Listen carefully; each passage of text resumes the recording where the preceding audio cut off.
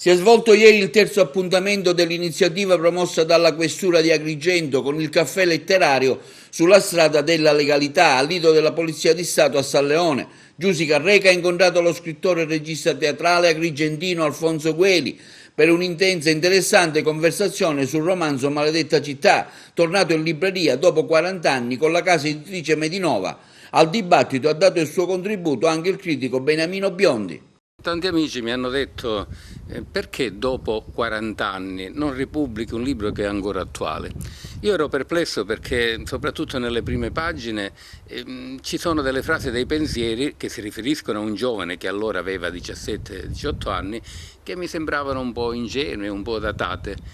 Poi però è capitata una cosa strana, ho letto un libro dedicato a Emma Dante, la famosissima regista, autrice, dove raccontava tutte le sue difficoltà di vivere a Palermo, dove era ritornata perché lei è palermitana, e allora io ho trovato delle analogie tra il suo malessere e il malessere del mio personaggio di tanti anni prima. E soprattutto una frase messa in coda nella quarta di copertina dove lei diceva «Allora io dico, resisto e rimango».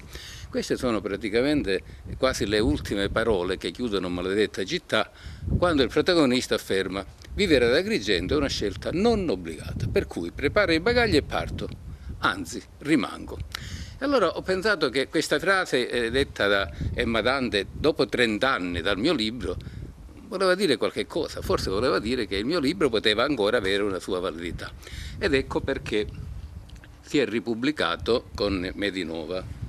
È la storia di questo giovane pittore che vive ad Agrigento, si trova schiacciato dalla sonnolenza, dall'incomprensione. Insomma, per gli altri, anche per i suoi genitori, è soltanto un illuso, perché dipinge, che accresce il numero degli illusi. E questo non gli sta bene. Quindi il libro è un insieme di riflessioni, di rabbie, di sofferenze, di speranze di questo ragazzo che piano piano diventa adulto. Ecco, questo come significato del libro. Naturalmente accanto a questo personaggio ce n'è un altro, un amico pure, che sarei io, cioè il giovane coetaneo suo che comincia a scrivere per i giornali e ci sono dei dialoghi tra i due. Alla fine che cosa succede?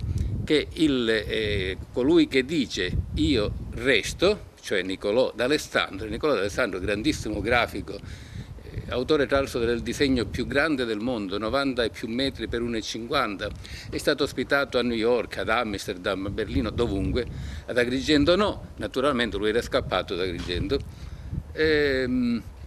Quindi tra questi due c'è questo dialogo che però si conclude in maniera inaspettata. Alla fine il vero protagonista dice rimango e parte e se ne va subito. Invece il giornalista, figura secondaria nel libro che sono io, che diceva io non voglio vivere ad Agrigento, fare il giornalista qua è inutile, scrivere qua è inutile, alla fine nella vita reale è rimasto. Ed eccoci qua in questa contraddizione tipica tra l'altro agrigentina. Nel finale del libro si capisce però che l'amore per Agrigento esiste sempre e soprattutto questo si nota in un libro successivo pubblicato 20 anni dopo, Ritrovare Paola, dove il protagonista fa il percorso inverso. Se n'è andato ad Agrigento, vive a Padova, poi fa l'avvocato a Padova, in una crisi proprio esistenziale, ha bisogno di ritrovare il suo mondo, i suoi amici, la sua città e viene ad Agrigento per un breve periodo per capire, per capirsi, per ritrovarsi. E allora, dopo un primo momento di imbarazzo, perché rivedere il proprio mondo e i propri amici che ormai sono diventati grandi, sono magari invecchiati, provoca un senso di imbarazzo, di solitudine, quasi si pente. Alla fine invece durante una festa in suo onore si ritrova gli amici, ritrova il suo mondo, ritrova la voglia di restare. E quindi alla fine questo personaggio dice agli amici: sapete una cosa?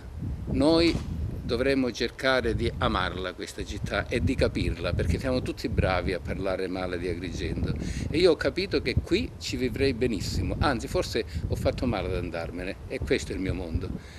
Ma una volta che ho scoperto questo non mi resta che andarmene e se ne va.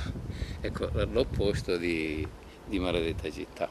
Le letture dell'opera sono state affidate a Pippo Crapanzano, Giovanna Dominici, Rosa Maria Montalbano e Michele Di Bernardo.